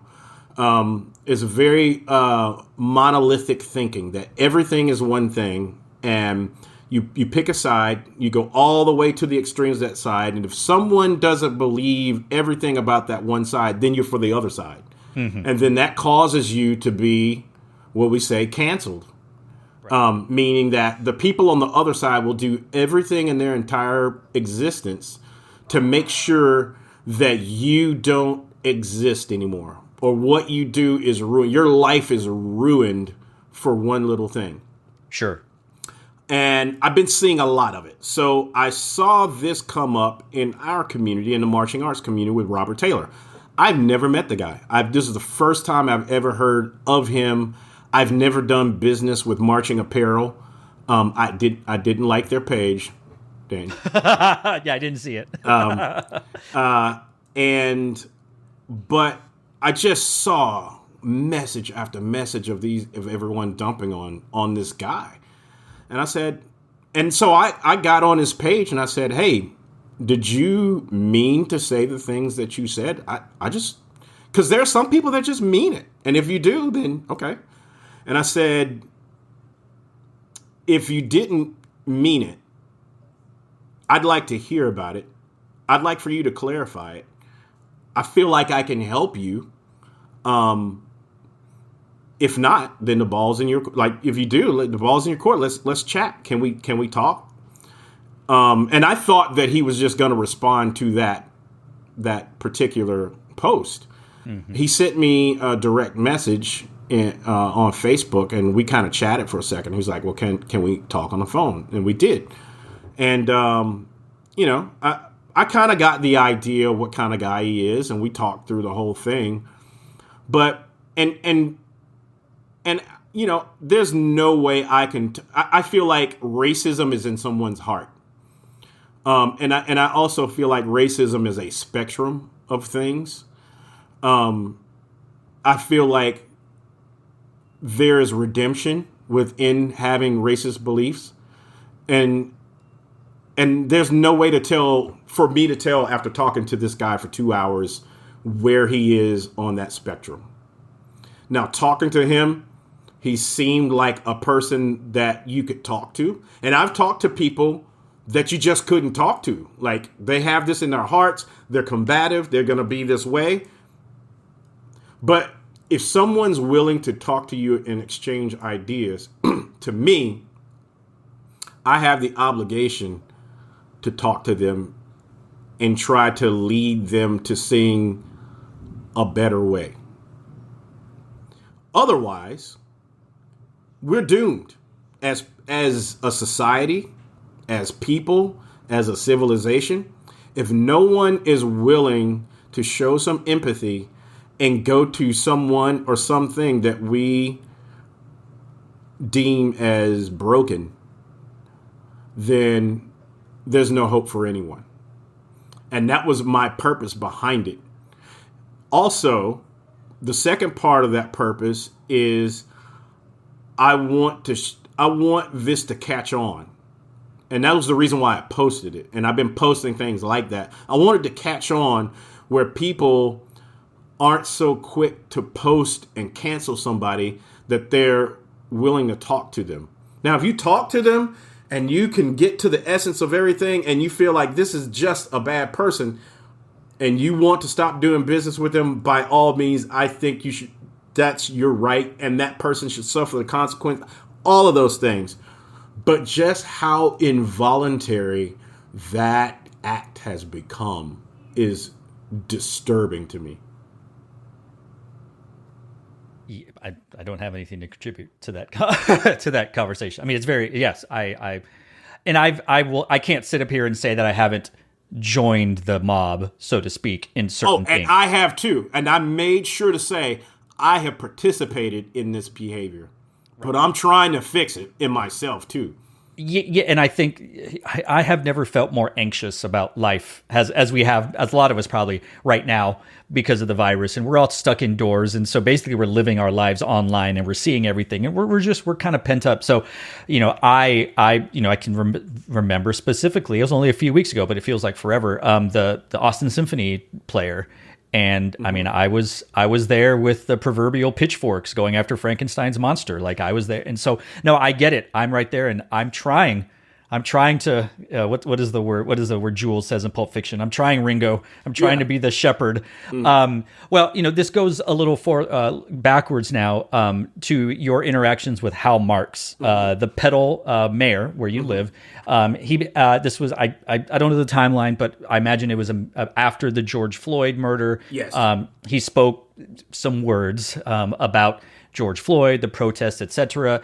And I don't want to minimize it by saying you're just a band guy, but I think about Tony's a band guy, and then you're like, I'm gonna go meet with the mayor, and because you forget that normal people can go talk to these things, right. And so I guess I want to extend the same question. What made you go like, hey, I want to talk to the mayor, and we're going to talk about this, and you seem like that seems like such a noble thing that I don't know a lot of people would want to do that or could do it or have the balls to do it, so to speak. And apologies, have the gumption to do that. But you did it. And I think you did it twice, right? I mean, yes. What inspired you to do that? And can you just talk about that whole situation a little bit? Well, I get a text one morning. I had just watched the George Floyd video maybe a day before. And I didn't know what I was watching. It was literally on someone's Facebook page, and all it said was, "This is horrible," And I clicked on it. I was like, oh, here we go. Another black guy on the ground. The cops are, doing the thing. And here we go. And it's like, oh no.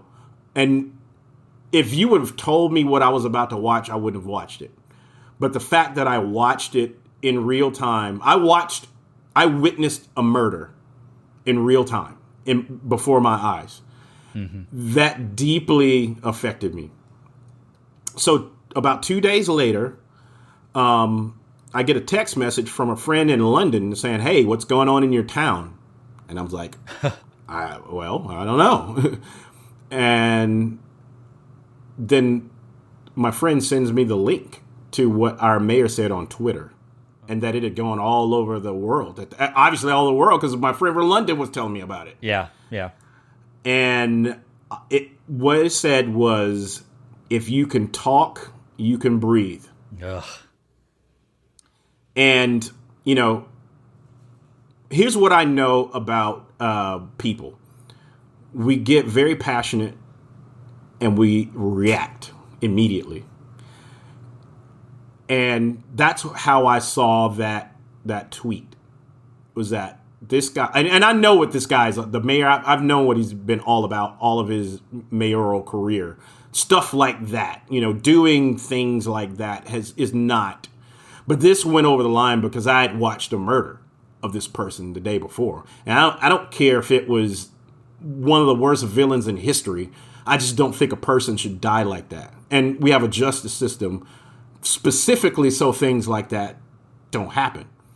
And so I immediately called up my superintendent of schools, because even though I'm not an employee of it, I still work with the superintendent. I do a lot of branding for the school district from my business and all that.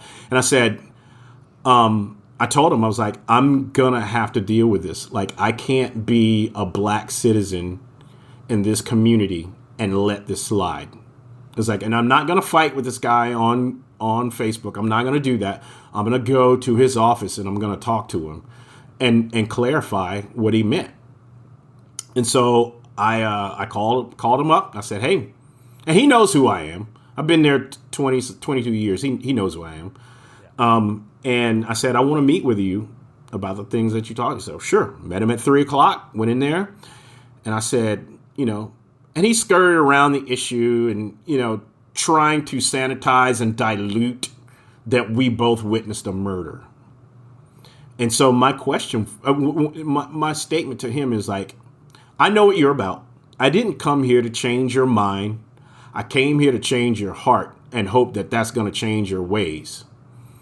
Because what you have to understand is when you say things like this, however you intend for them to be taken, it affects so many people, and you affected me. But I also believe in redemption. Because I'm only sitting here with you today because I've done the dumbest thing. I've probably done more dumb things than the average person who's been allowed to still do things. But it was because people gave me a second chance to redeem myself that I'm able to sit here. And I wanted to extend that same thing to him. I said, if you apologize, I'll take the heat for people saying that I got you off of the hook or whatever. I'll stand next to you if you just apologize, because I knew an apology would go a long way with the people in my community, because it's it's 15,000 people in the community. It's not big at all. And I just didn't want to see what was about to come next, because I knew what was coming next. And he didn't apologize. And that led to everything. Right. And if I remember, I read basically what you post, but also I did my own little research, and the whole city council or whatever it's called there, they vote a no confidence, right? Or basically asked him to resign, but they have no power.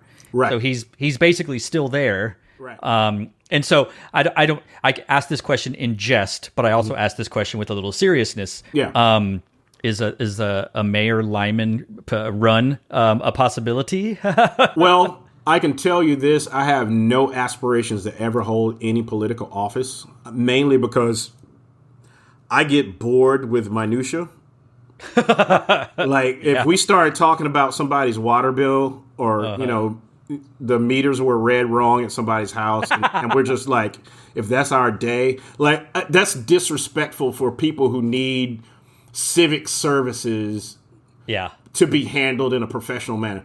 Dude, I can't even tell you where my keys are right now. If there were a fire and I had to drive away from my house, I would have to walk because I got to go look for my keys.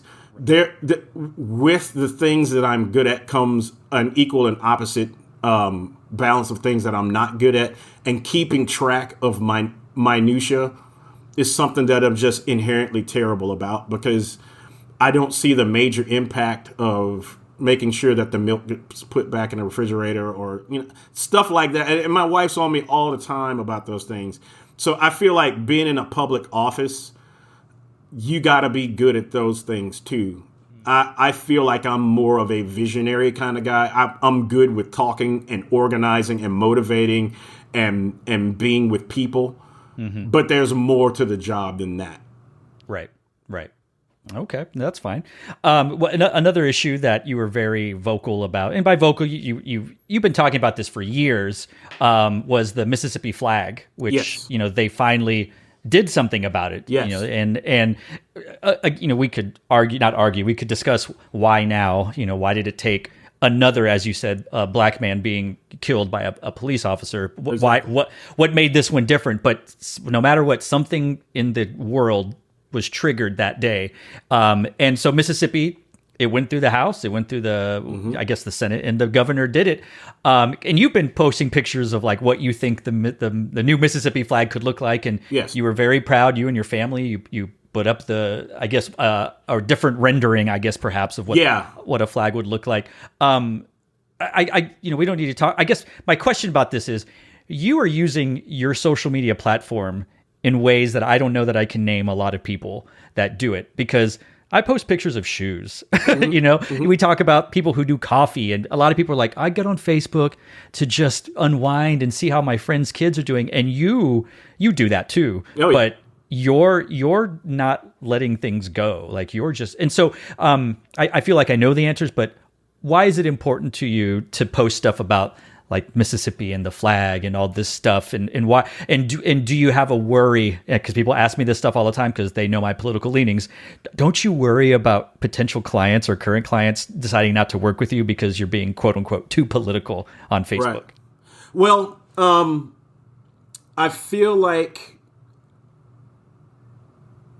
you don't have to run for an office or be anybody important to affect change. And I feel like you should use whatever you're good at and what resources you have available to you to affect change.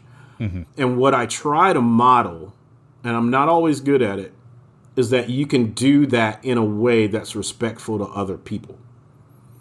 I try not to call people names. I try not to say disparaging things about or attack someone's character, because I don't want that done to me. I started off that way. I was really vehemently opposed to Donald Trump, and I would say disparaging things about. Now, whether you think he deserves that or whatever, that's neither here nor there. But I started to think about it. I'm not only saying those things about Donald Trump. I'm saying that about people who support him for reasons that may not necessarily be nefarious.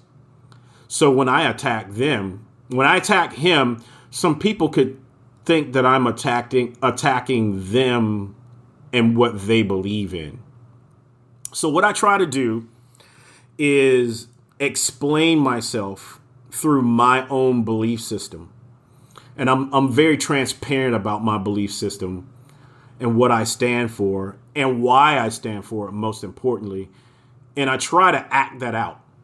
Now, some people can mistake that for piety or being better than some other. It's quite the opposite. I try to put the train wreck that I am out there. Like, hey, look, I'm thinking about this in real time. I want you to see that I am imperfect and how I arrive at things through my imperfections. But I think at the end of the day, we all have to be kind to each other. And if you go to the side, if you err towards that, you'll never be wrong in how you deal with people. So I feel like because people are willing to listen to things that I have to say, and I have a large number of people, like I've had to start another Facebook page. I feel like there's a responsibility or an obligation to at least kind of model how people should deal with each other. And I always have to say, dude, I'm a mess. I am a mess. I am not great. Like I screw things up all the time. I lose stuff. I forget stuff all the time.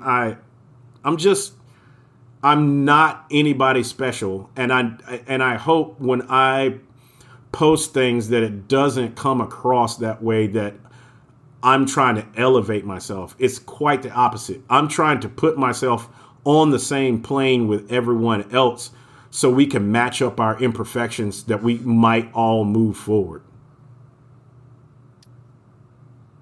Yeah, man, you're so you make me feel so dumb because you're like so smart. And you say all these things like, man, why am I not like that? So I'm quite jealous that you've reached this sort of nirvana that you're talking about, Chris Komnick. I mean, you've reached sort of this thing where you're like, you seem very level-headed, which is awesome and fantastic. So I want to bring this now more to a world that probably the listeners, I mean, they should be aware of everything that we've talked to, but this is a sort of pageantry related podcast. And I asked you about this beforehand, and me and Alex Blue the Fifth, we conversed about this on 2 different episodes of the podcast. And, I basically asked him the question, and I ask you the same question, is you've been a performer, you've been a designer, you've been a teacher at the highest levels of drum corps. You won with Star of Indiana. You've taught. You've designed. Like you've been all there. Same thing with WGI. And so my question to you is it hard to be Black in WGI and or DCI?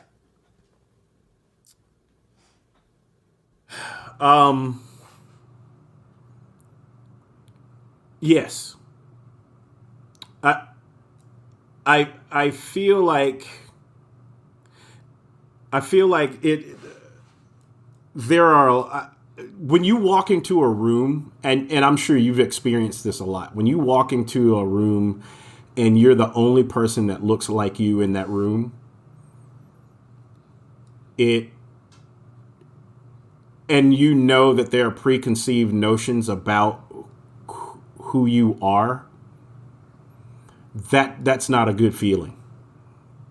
Now, can I give you anecdotes of racism that I've faced in the marching arts? It's been fairly good to me in that respect. Mm-hmm. The biggest thing that I see is that when I walk into a room and I'm unknown or no one knows anything about me or what I'm about, that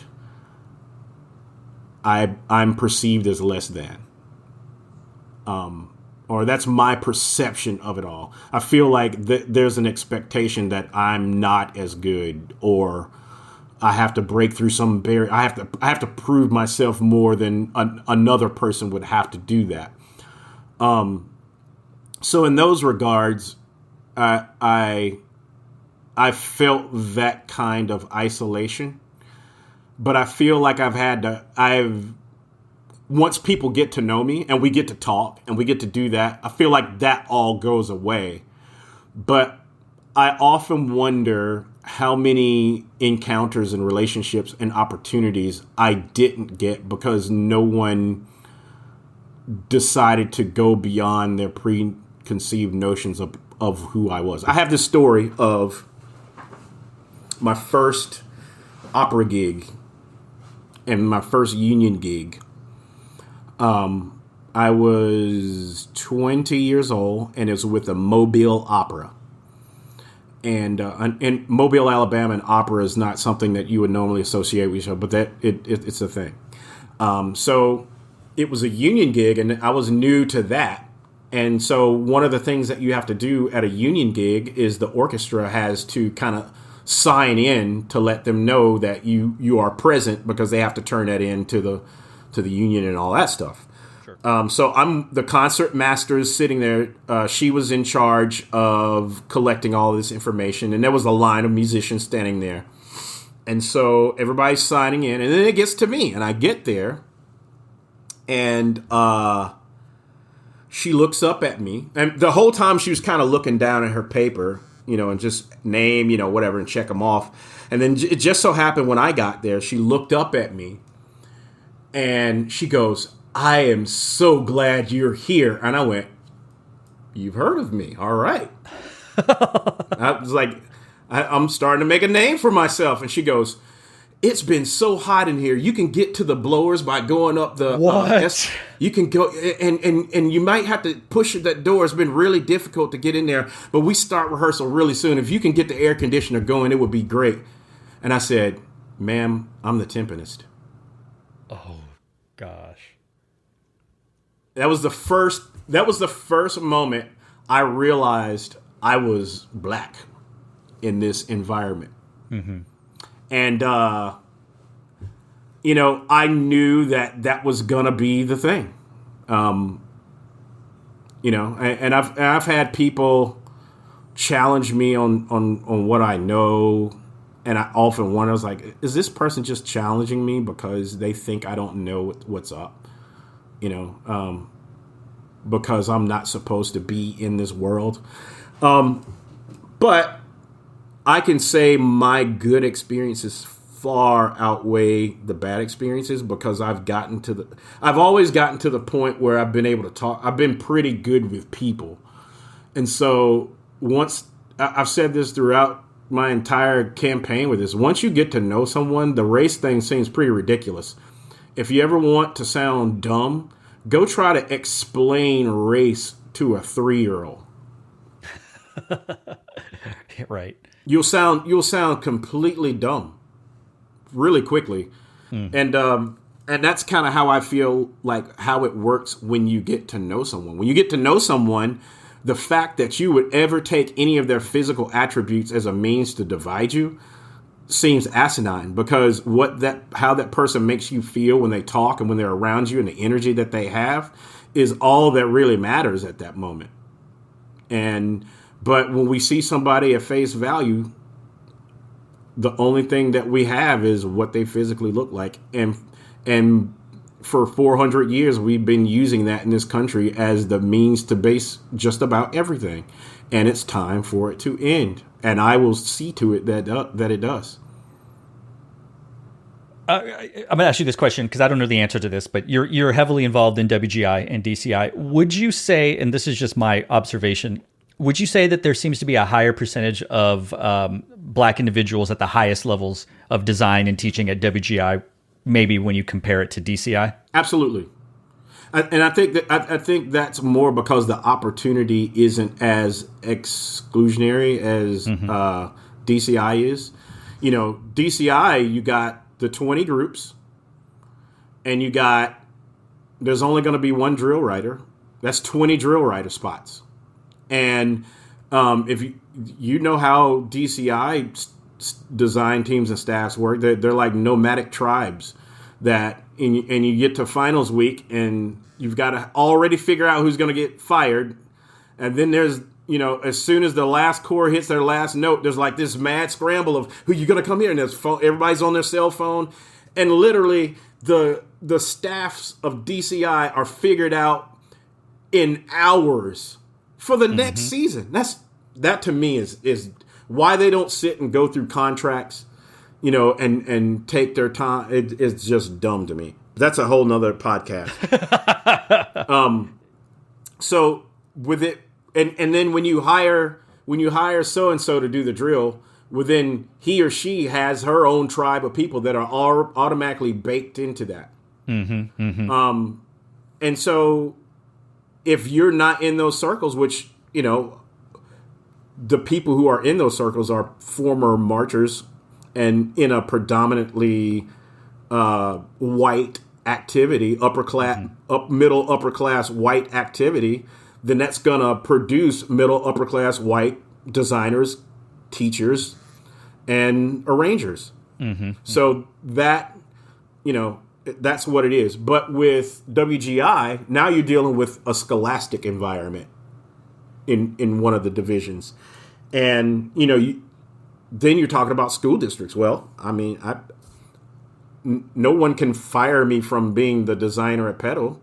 I mean, they can, but like, I'm the guy that I literally started Petal Indoor from going, hey, do you guys want to do this? It's going to be hard and you're going to pay a lot of money. And, okay, here we go. Yeah.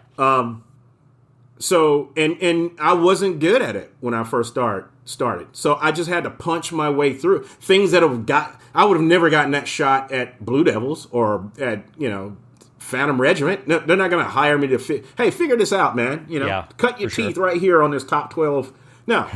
So I got to cut my teeth. I got to go out there and put out some pretty terrible things and come back. And I've been honest with my kids the whole time. It's like, I'm a student just like you guys are. I'm just further along in the educational process. That's why I'm your leader.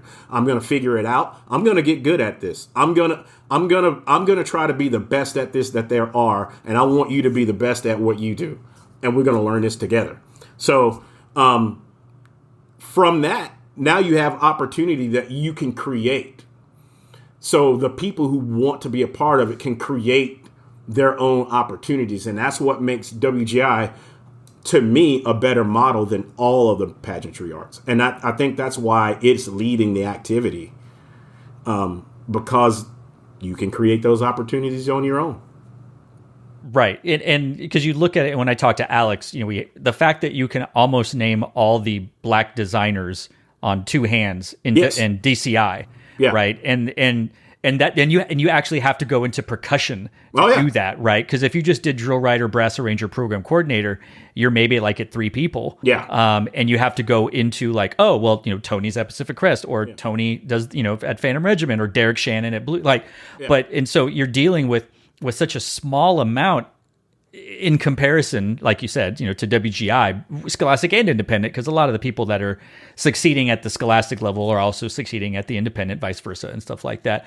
When talking to Alex, he mentioned a lot about, you mentioned it also, the upper class, middle class, sort of the country club atmosphere of drum corps, which is where we're at when you're averaging 4,000 plus to march an open class drum corps. Right. What can be done? I know that's such a broad question. How do we increase minority representation? Because as we know, it's not just an issue of being black. It's basically non-white, right. And it's female, it's non-gender, non-binary, etc. Like, just how do we increase that? Other than just saying drum corps is free, because obviously drum corps have to do their part to make sure this thing works. But how do we increase minority representation in drum corps? It's very difficult, because if you look at the brand of marching that we do, it also stems from it not being very prevalent in just the Scholastic band paradigm. Like there just aren't a lot of. I have yet to see a predominantly black school that does a DCI style production at their school. What I do see is a bunch of schools that have mixed representation from a race standpoint, where there are black students involved with that on usually on a lower quantity scale. Sure. But I think, and I have to go back and say, this participation thing is no one's fault. I don't think there's Joe Drum Corps sitting over there, how can I keep black people out of the pageant? That's not happening. Yeah. It is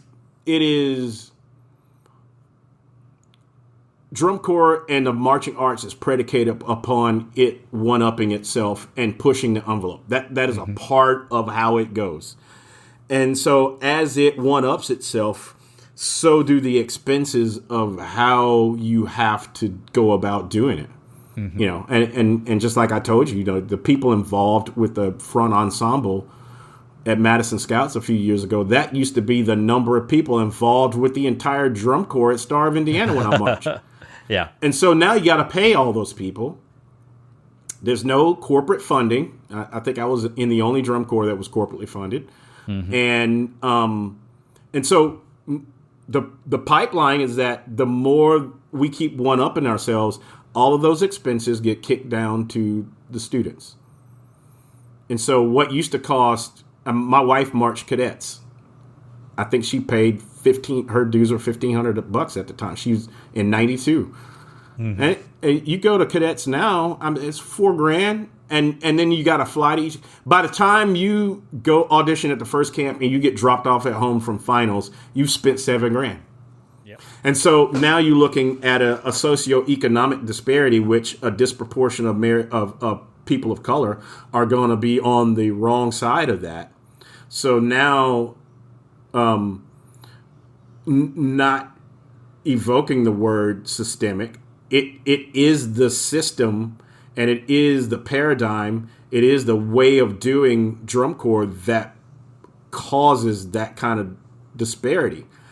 And I think what's going to happen is that DCI, which I feel like is the professional sports of our pageantry, is going to have to reinvent itself.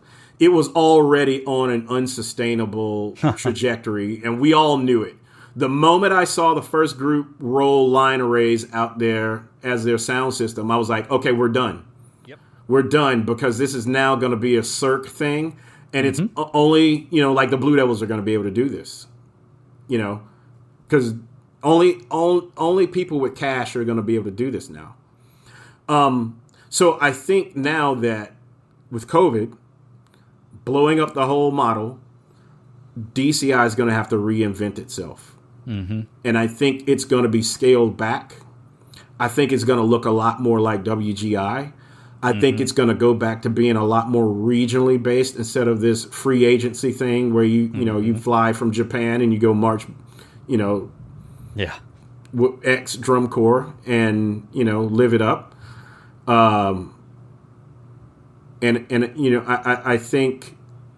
I think being economical and being more cellular in nature is going to be the new model for DCI. That's just me looking at the current environment and just kind of looking down the road. If anyone thinks that we're going to go back out and there's going to be, blue coats are going to come back out and do the Beatles show with the big props and all it. And I picked Blue Coats just because they did a pretty awesome production that was at the highest of for sure production level. Like if that show were extended 2 hours, it could go on tour. You know? Yeah. And if anyone's thinking that we're going to go back to that, I think you're fooling yourselves. I agree. So this question is always weird to ask these last few months because of the situation this world is in. What's next for you, Tony? What's going on? Man, I want to see my kids on the regular. That's what I want to do. I mean, I signed up for this because of my relationships with my students and their parents. And I do the graphic design thing and the film. I do all that stuff, but that's for me, But like the community of being with my students and the growth that they go through and just what we learn, like what we all learn as a result of, working on beats and working on drill and working on this show is just something that keeps me alive. It keeps me with hope. And when crappy things happen, like the stuff that I'm seeing on social media and in the media and all of that, when I see all that stuff, and then I go and I see a ninth grader who's like, hey, I can do this now. I go, okay, all is going to be right with the world. And I posted something the other day where I I work for an internet service provider that is all my former students who are adults now. Right. Yeah. Yeah.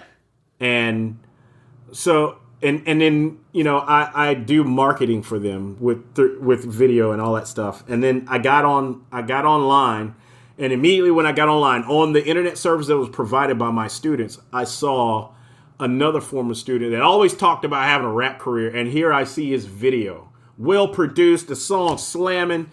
And I was like, this guy was just B-flat tuba player, and I fooled him into playing top bass in the first version of Petal Indoor, and now he's like taking all the stuff that we talked about then, and he was difficult to deal with, you know, and he took all of that stuff that we learned, and now he's producing hip-hop and doing videos and stuff, and I was on a high. I got in my car, I went to go meet a client, and I stopped off at a coffee shop that I had seen it had just come up. Walk in the door and didn't realize it was run by one of my former students. They just decided, French horn player decided they were going to start a coffee shop, and here they are. They're an adult with kids and all that stuff. Sure, yeah. And I sit down to meet my client, and in walks two more of my students, and they have a creative design business just like mine, and they were bringing people there to talk with them and meet with them about design stuff that they were doing.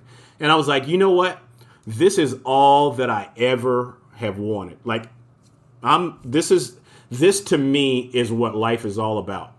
Because I can specifically remember when each one of these people were 11 years old in the 6th grade, and I said, hey, what do you think about being in the band? And it turned into all of that. There's nothing better. Like, I can't even remember who won DCI the last 5 years, or what we've won or lost or whatever. But that moment will go with me to my grave. Yeah. Okay. I sound so flustered because I don't know how to transition to other questions, because everything you're saying sounds so profound. Like, it's like, geez. Is there anything you want to plug, Tony? A website, a business, a coffee brand, etc.? Well, I don't right now. I'm going to do what I'm going to do. And the coffee thing is going to be coming out whenever I feel like it's right. But it is Earthbeat Coffee, spelled EYRTHBEAT. Oh. And I'd like you to try it when it comes out. That's just funsies for me. But dude, I really want people to be good to each other. That's, if there's any brand that you can subscribe to, just be good to each other. You have more in common with a person than you have that's not in common with them. And if you start there, man, then you're going to find yourself less stressed out. Like, none of us know what's going to happen. I'm about to put my kid into school right now with no support. There's no support for her right now. And there's nothing I can do for her. I know that she needs to go back to school. I know that I want to see my kids, but our government has failed us. And that's not a political statement. That's the truth. That's the truth. Correct. They're saying, you better go back to school. Okay, can you help us out and tell us? We don't even know what's true about the virus. We don't know any of this. I know that my kid's going to get depressed if she sits in this house any longer. So I'm with you. Can you help us out and tell us what's true and how you can help us? No. But go back to school. And it terrifies me, man. It terrifies me. So if we can just be good to each other, it's going to help us get through this. I usually close with some sort of snarky, witty, funny comment, but it's just completely out of place. This has been like a really inspirational conversation. So thank awesome, you. Man. I hope that people take something away from what you've said, learn from it, or at least maybe, like you said, you maybe not change their mind, but maybe you can change their heart. But thank you. I really want to just say thank you for appearing on this. This did not go in any way I thought it was going to go, and it's like so great. I told you, I tend to blow things up. Oh, this was awesome. I mean, we could have talked about your rock career for 2 hours, but we had to bring it back to pageantry a little bit. So yes. so thank you for this, Tony. Thanks for having me. Yeah, and if we write in your name for president or mayor, it's Lymon. Right? Please don't do that. that could lead to all bad things that we do not intend. And the least of these that I actually become president. Hey, it's happened before. Yeah, it can happen again. That's right? true.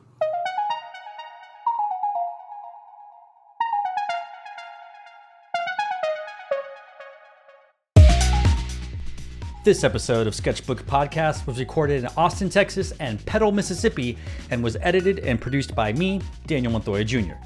Our logo is created by John Suh of Purpose Designs, and our music is provided by Epidemic Sound. If you enjoy Sketchbook, tell a friend about the show or share a link on social media. You can rate and review this show on Apple Podcasts, and you might find your review featured on a future episode. Got questions, comments, suggestions, or concerns? Email us at sketchbookpodcast@gmail.com. It too could be featured on a future episode. Be sure to follow us on Twitter at SketchbookPod and join the Sketchbook community on Facebook at Sketchbook Podcast. And if you haven't already, please subscribe to Sketchbook Podcast on Apple Podcasts, Spotify, or wherever fine podcasts are downloaded. Thanks for listening.